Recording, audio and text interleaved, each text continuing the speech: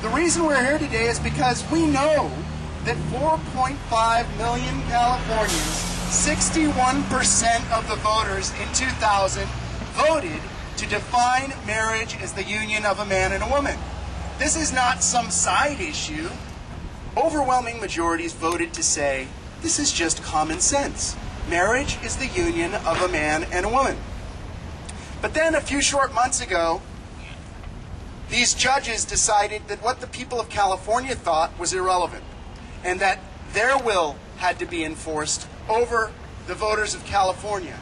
And so one justice, think, a 4-3 decision, one justice finds a different way, overturned the democratically enacted law of California that marriage is the union of a man and a woman. And not only did they do that, they then said, we're not going to listen to the 10 state attorney generals that are asking for a stay, that are asking for a hold on the decision. We're going to try and get the decision in as quickly as possible to force this on the state before the people have had the chance to vote. Now, it doesn't end there, though. Our opponents were not happy that this got on the ballot, and they were so unhappy that they actually sued to try and claim that this was not an amendment but was a revision of the Constitution. And just this week, the same Supreme Court that gave us same-sex marriage, even it had to throw this case out unanimously. So we are on the ballot come November. We are going to have the chance to vote. We're people of different faiths and backgrounds, but when we're told that our beliefs belong within the four corners of our churches or wherever else, well, we need to remember, what did the great social reform movements, what were they based upon? I mean, if we look back at William Wilberforce, was he told he was going to succeed in stopping the slave trade in England in the early 1800s? No, he was laughed at. He was belittled. He was made fun of. He was told this will never work. But what did Wilberforce do? He continued to fight. He continued to live his life the way he knew was best. He continued to stand up in the public square and refuse to be cowed, refuse to be intimidated. And what ended up happening? Well, the slave trade was abolished. So when we're told that we need to just keep quiet and get away from this issue, leave it alone, or when you're told that we're going to fail, well, you know what, guys? We were told we were going to fail in getting this on the ballot. Do you know how much the media said, oh, this isn't going to get on the ballot? And yet we got 1.1 million signatures to get this on the ballot. And it's because of the hard work of people like you. It's because of your support. It's because of your prayers. And it's because of your donations, your financial support. And because of Papa Doug Manchester's support that this got on the ballot. Historically speaking, all you have to do is go back and look at, since the beginning of civilization, the founding block of civilized society has been unions between one man and one woman.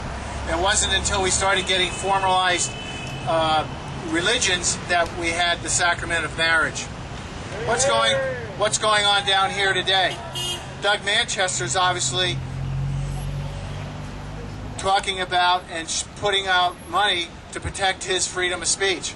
The individuals over there are trying to deny him that. Proposition 22 several years ago, the majority of California said that marriage was between one man and one woman.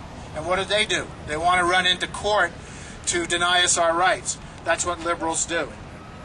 And now, rather than let us have our vote, they went back into court to try to take this initiative off the ballot again, and the California Supreme Court refused to hear it, so it will be on the ballot this November, and everybody will get their fair share of the say. Here's what we have to say about the issue of marriage. This is about debate, not hate. Same-sex marriage means that we will have genderless marriage. Marriage will no longer have anything to do with gender differentiation. And in fact, if you say it does, you'll be a hate-filled bigot. So what that means is that one legal definition of marriage will drive out the other legal definition of marriage. It is an assertion by the state that children do not necessarily need a mother and a father. It's an assertion that two moms are just as good as two dads, or just as good as one as each. And we already know that that's not true. We already know that children need a relationship with both of their biological parents. And that's what we're here to do. We're here to stand for future generations of children and the institution of marriage going forward. Sometimes you'll hear people say, oh gosh, same-sex marriage has been legal for 2 weeks now and nothing bad has happened, so you guys get over it. Well, none of us ever believed that the sky would fall in 2 weeks. We're not here about what's going to happen in the next 2 weeks. We're concerned about the long term. We're concerned about the next 5 years, the next 10 years, the next generation. That's what is of concern to us.